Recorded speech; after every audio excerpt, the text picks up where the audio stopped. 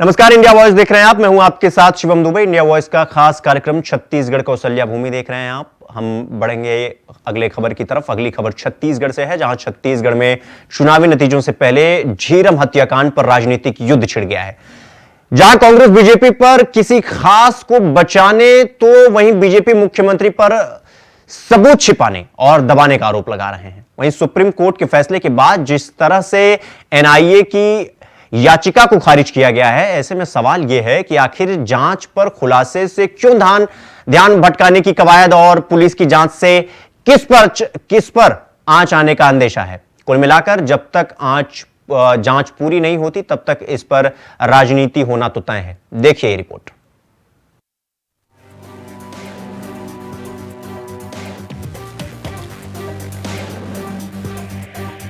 छत्तीसगढ़ में चुनावी आबो हवा अभी शांत ही हुई थी कि इस शांत आबो हवा का रुख बदलने जा रहा है, क्योंकि छत्तीसगढ़ का सबसे बड़ा जिन बाहर आ गया है। नई सरकार के गठन से पहले ही झीरम का जिन बाहर निकलकर सबको डराने लगा है। दरअसल मंगलवार को ही सुप्रीम कोर्ट ने झीरम मामले में एक फैसला सुनाते हुए मामले में छत्तीसगढ़ पुलिस की जांच के खिलाफ एनआईए की याचिका को खारिज कर दिया था। सुप्रीम कोर्ट के इस फैसले के बाद बीजेपी कांग्रेस एक दूसरे पर सियासी हमलावर है। दोनों ही एक दूसरे पर इसको लेकर आरोप लगा रहे हैं। मामले में कांग्रेस के वरिष्ठ नेता और मुख्यमंत्री के राजनीतिक सलाहकार विनोद शर्मा ने कहा कि झीरम हत्याकांड पर बीजेपी किसे और क्यों बचाना चाहती है। ये लोकतंत्र के इतिहास का सबसे बड़ा राजनीतिक हत्याकांड था, लेकिन एनआईए की जांच में कुछ भी साफ नहीं हो पाया कि इस हत्याकांड का षड्यंत्र किसने रचा था। कि आज सुप्रीम कोर्ट ने एक फैसला दिया है जिसमें एनआईए की याचिका, जो केंद्रीय जांच एजेंसी है, उसकी याचिका को खारिज कर दिया है, जिसमें एनआईए ने ये मांग की थी कि छत्तीसगढ़ सरकार ने झीरम कांड की जांच के लिए जो एफआईआर दर्ज की है उसको निरस्त किया जाए। विधानसभा चुनाव 2013 से ठीक पहले 25 मई 2013 को छत्तीसगढ़ कांग्रेस की कमेटी की तरफ से जो परिवर्तन यात्रा निकाली जा रही थी, उस पर कथित नक्सली हमला हुआ। इस हमले में कांग्रेस के वरिष्ठ नेतागण, जिसमें हमारे तत्कालीन प्रदेश अध्यक्ष नंद कुमार पटेल जी, बस्ता टाइगर कहे जाने वाले महेंद्र कर्मा जी, पूर्व केंद्रीय मंत्री विद्याचरण शुक्ला जी, पूर्व विधायक उदय मुदलियार जी, दिनेश पटेल जी और कई कांग्रेस के कार्यकर्ताओं सहित कुल 32 लोग शहीद हुए। मुझे जैसा याद आता है कि लोकतंत्र के इतिहास में, पूरी दुनिया के लोकतंत्र के इतिहास में ये सबसे बड़ा राजनीतिक षड्यंत्र और राजनीतिक हत्याकांड था।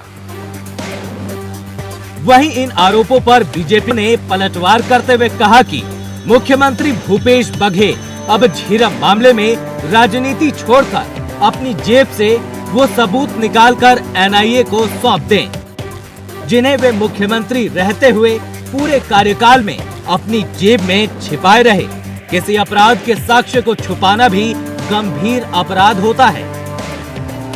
ये सुप्रीम कोर्ट ने निर्णय दिया है और उस निर्णय के लिए स्थानीय पुलिस को जांच के लिए आदेशित किया है। मगर सबसे महत्वपूर्ण बिंदु तो ये है, भूपेश जी शायद भूल रहे हैं ना, ये जांच का आदेश जब दिल्ली में मनमोहन सिंह जी प्रधानमंत्री थे और गृह मंत्री के रूप में शिंदे जी थे, उस समय एनआईए जांच की बात हुई थी और उन्होंने आदेश किया था। इस 5 साल की सरकार कांग्रेस की आ रही है, जो व्यक्ति जेल में प्रमाण होने की बात 5 साल से करता रहा, 5 साल तक उन्होंने उस सारे दस्तावेज को जेब से बाहर ही नहीं निकाला। यदि आपके पास कुछ सबूत है तो सबूत को छुपाना भी अपराध है।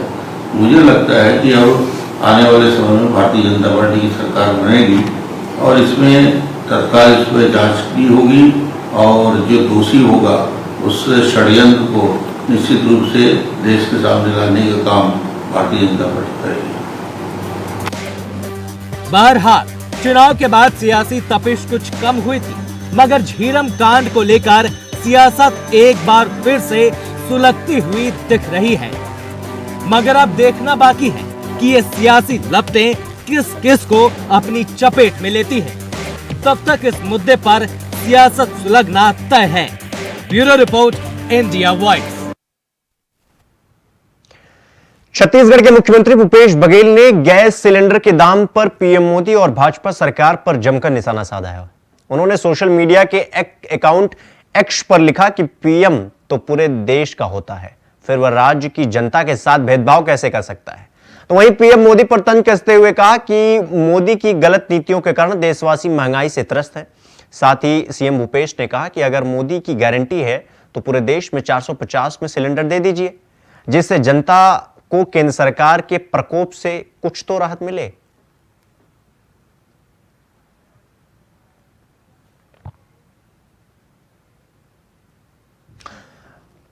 पुलिस भर्ती परीक्षा को लेकर छत्तीसगढ़ हाई कोर्ट ने भारत निर्वाचन आयोग को जमकर फटकार लगाई है। भर्ती परीक्षा की अंतिम चयन सूची जारी करने के संबंध में राज्य सरकार को दिए जाने वाली सहमति पर जल्द से जल्द निर्णय लेने के लिए निर्देश दिए गए हैं। यह सुनवाई हाई कोर्ट ने पुलिस भर्ती परीक्षा की एक अन्य अभ्यर्थी पुष्पा सिदार की याचिका पर की है। इसके साथ ही हाई कोर्ट ने अगली सुनवाई के लिए सप्ताह के बाद का समय तय किया है। पुष्पा सिदार की ओर से याचिका दायर की गई है, जिसे लेकर उनके वकील ने कहा है कि बीते दिनों हाई कोर्ट ने राज्य शासन को निर्वाचन आयोग से अंतिम चयन सूची जारी करने के लिए सहमति लेने की बात कही गई थी। इसके बाद राज्य शासन ने राज्य निर्वाचन आयोग को पत्र लिखकर पुलिस भर्ती की अंतिम सूची जारी करने की सहमति मांगी थी।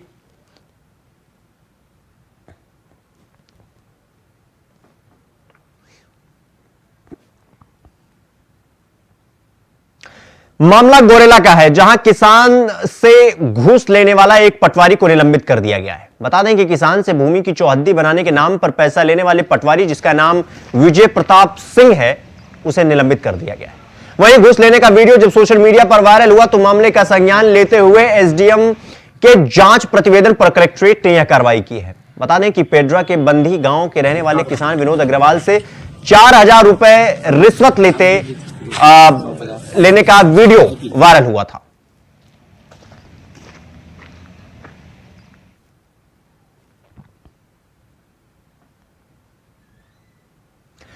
खबर सूरजपुर से है, जहां से चोरी की एक अजीबोगरीब घटना सामने आई है। गोबरी नाला पर बनने वाली पुलिया गायब हो गई। दरअसल गोबरी नाला में परियोजना मद से पुलिया का निर्माण होना था, जिसको लेकर प्रस्ताव पारित किया गया। शासन ने इस प्रस्ताव को मंजूरी देते हुए यहां के ग्रामीणों को सुविधा मुहैया कराने के लिए इस नाले पर पुलिया बनाने के लिए 47,60,000 रुपए एक अच्छे पुल के निर्माण के लिए आरईएस विभाग को दी थी। वहीं इस पुलिया कांड को लेकर इन दिनों क्षेत्र में चर्चा जोरों पर है। क्या है पूरा मामला, देखिए हमारी इस खास रिपोर्ट पे।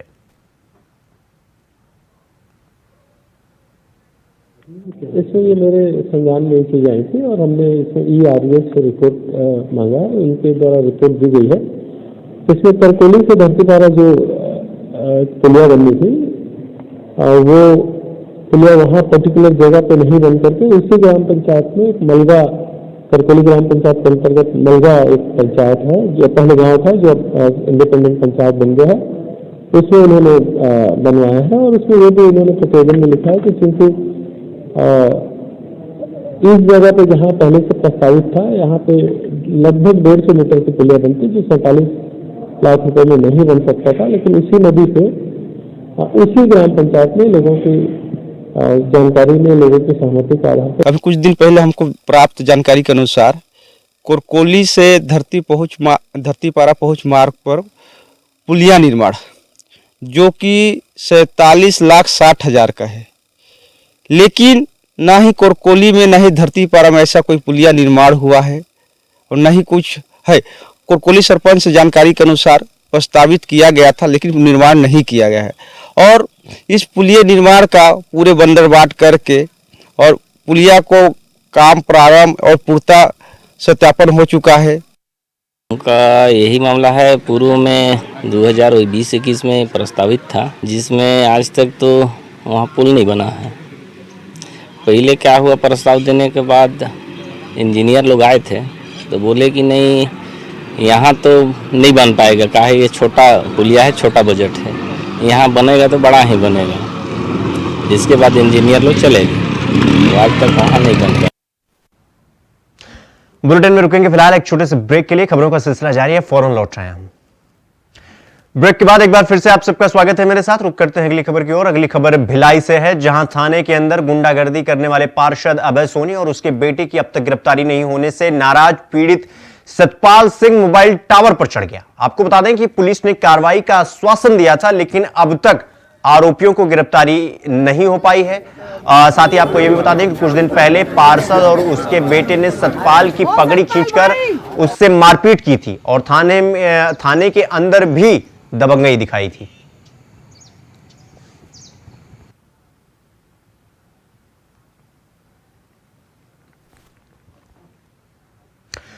खबर कोरबा से है, जहां कानून की जानकारी रखने वाले लोगों के पास अक्सर लोग यह सोचकर जाते हैं कि वो उनकी मदद करेंगे, उनकी समस्या का निवारण करेंगे, लेकिन कई बार यही जानकार लोग आपको ठग लेते हैं।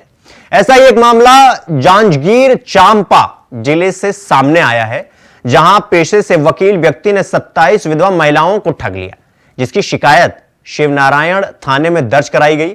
पुलिस ने आरोपी वकील को गिरफ्तार कर जेल भेज दिया है। बताया जा रहा है कि शासन द्वारा विधवाओं को दी जाने वाली सहायता राशि दिलाने के एवज में सुरेश भारद्वाज ने लगभग 27 महिलाओं से 4-4 हजार रुपए की दर से लगभग 1,08,000 रुपए की ठगी की थी।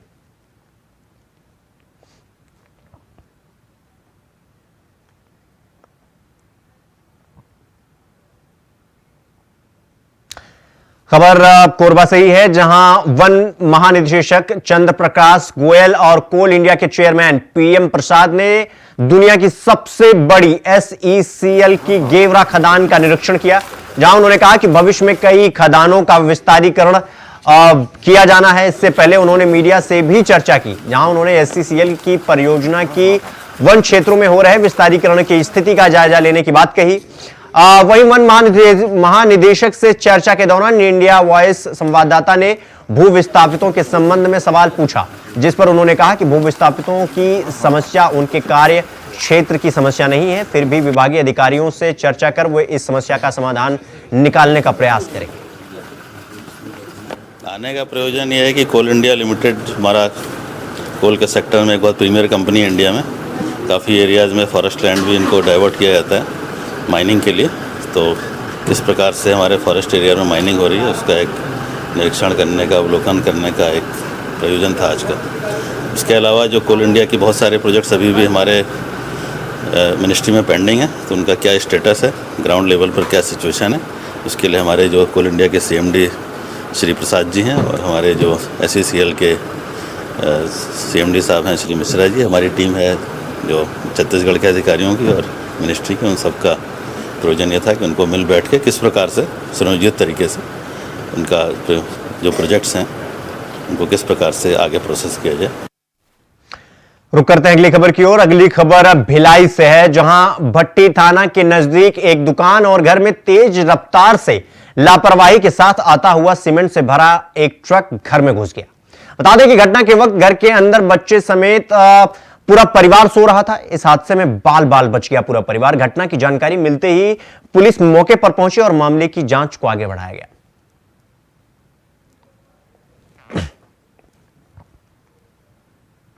खबर जगदलपुर से है, जहां एक शख्स ने चौकी घोटिया थाना लोहिंडीगुड़ा आकर गुमशुदगी की रिपोर्ट दर्ज करवाते हुए बताया कि उसकी बेटी अपने पति को बिना बताए घर से कहीं चली गई है।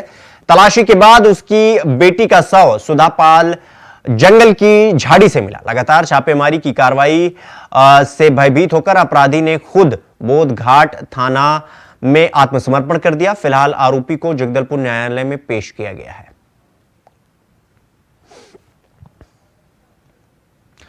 खबर बलौदाबाजार से है, जहां वनमंडल ब्लॉक कसडोल के बीच नारायणपुर जंगल में एक युवक गाय ढूंढने निकला था। वहीं कुछ अज्ञात लोगों ने जंगली सूअर के शिकार के लिए करंट का जाल बिछाया हुआ था। जहां युवक का पैर करंट दौड़ती जाल पर पड़ने से युवक उसकी चपेट में आ गया और उसकी मौत हो गई।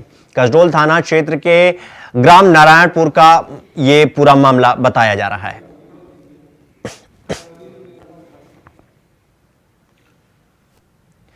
गढ़चिरौली थाना जिला के एटापल्ली तहसील में माओवादियों ने एक ग्रामीण की हत्या कर दी। आपको बता दें कि ग्रामीण मृतक पर सुरजागढ़ खनन परियोजना में दलाली करने का आरोप लगाया था, जिस कारण माओवादियों ने छत्तीसगढ़ की सीमावर्ती इलाके में ग्रामीण को मौत के घाट उतार दिया।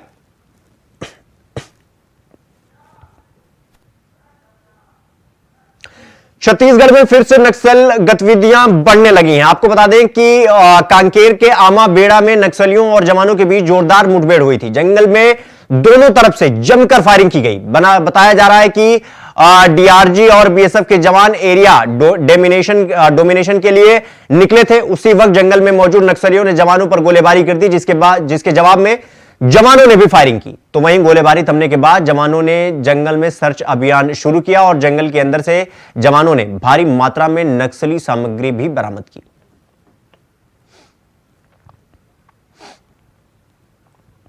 बलौदाबाजार में एक चोर ने बड़ी ही सफाई से एक बुजुर्ग महिला के झोले से 10,000 रुपए पार कर दिए। आपको बता दें कि महिला स्टेट बैंक से पैसा निकालकर एक किराने के दुकान पर कुछ सामान खरीद रही थी, तभी चोर पैसा निकालकर भाग गया। लेकिन किराना के दुकान में लगे सीसीटीवी फुटेज में पूरा मामला कैद हो गया। तो वहीं पुलिस ने सीसीटीवी फुटेज के आधार पर कार्रवाई शुरू कर दी गई। झोला को रखा, ये देखो वो हाथ मार दिया दाई का, वो देखो हाथ से निकाल लिया।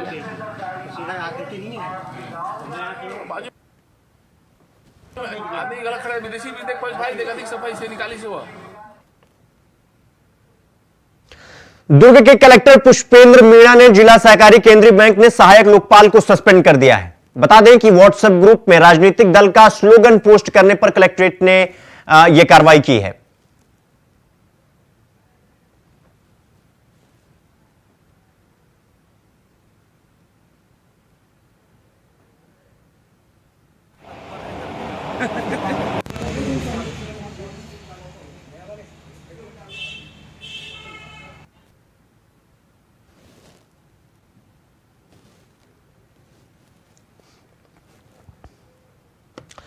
फिलहाल बुलेटिन में इतना ही। देश दुनिया की तमाम बड़ी खबरें देखने के लिए इंडिया वॉइस देखते रहिए। नमस्कार।